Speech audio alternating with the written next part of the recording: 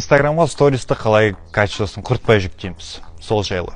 Біріншіден, Инстаграмда настройканы ашамыз, аккаунт, использование данных, загрузка файлов в высоком качестве.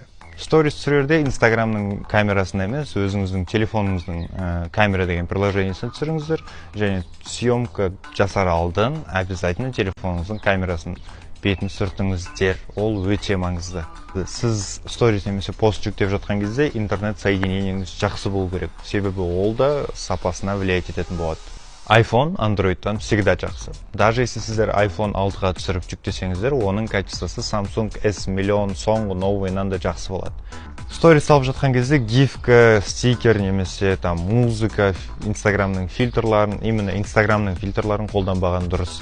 Осындай кішігірім видео шықты, сіздерге пайдалы болды деген ниеттеміз. Егер пайдалы болса, сохранить етіңіздер, каналға подписка жасаңыздар, және де достарыңызға айтуды ұмытпаңыздар.